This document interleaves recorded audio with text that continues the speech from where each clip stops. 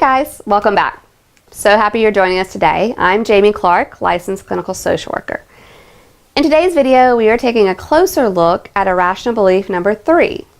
It's awful if others don't like me.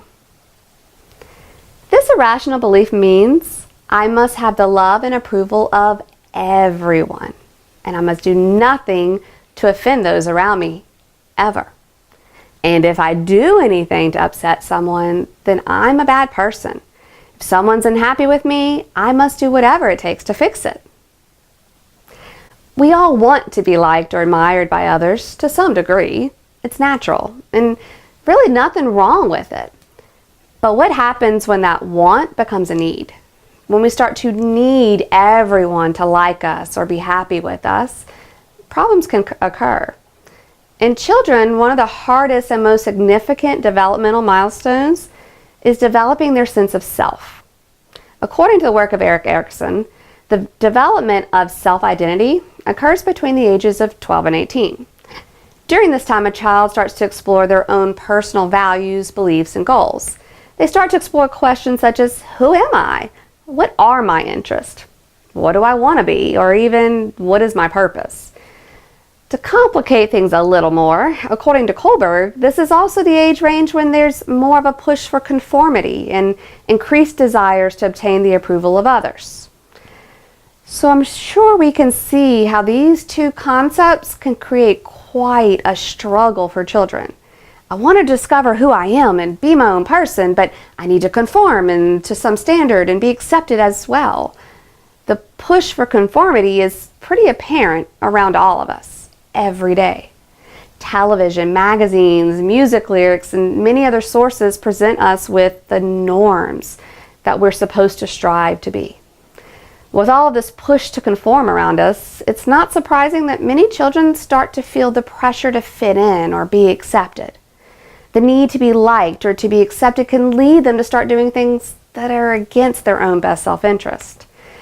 This is where what opens them up to becoming victims of peer pressure.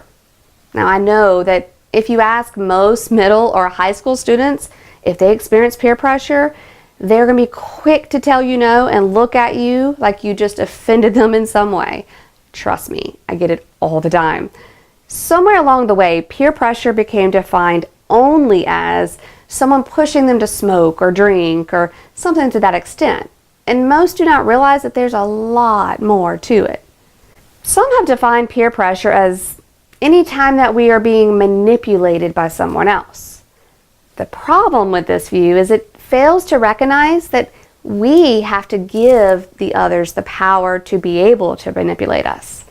Our own irrational beliefs and stinky thinking is what allows us to fall victim to the manipulation.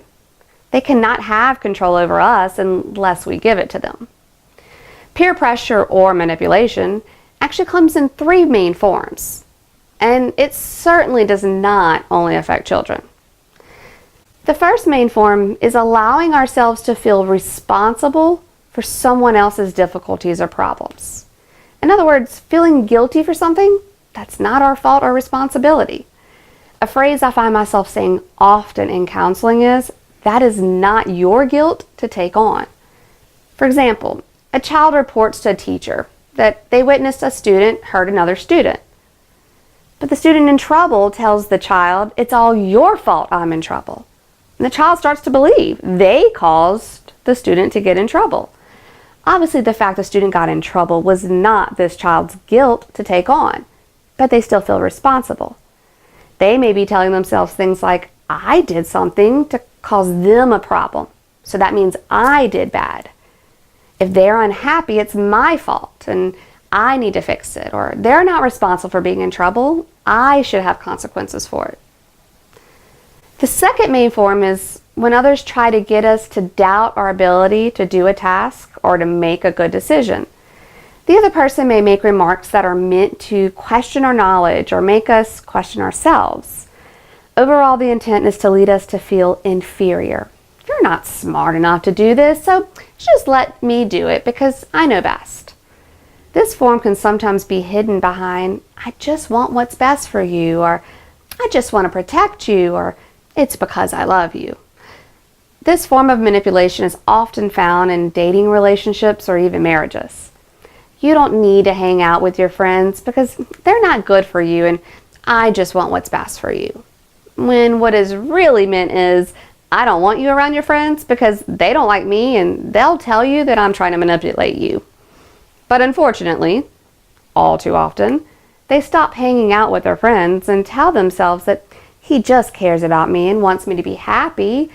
If he feels my friends are not good for me, then I should listen to him. He knows what's best for me. The third main form is through physical or emotional intimidation. This form of manipulation tends to be much more direct and obvious than the first two. This is when someone uses fear as their main tool. Do what I tell you to or else. This type can be really challenging to kids when they're struggling for that acceptance that we talked about.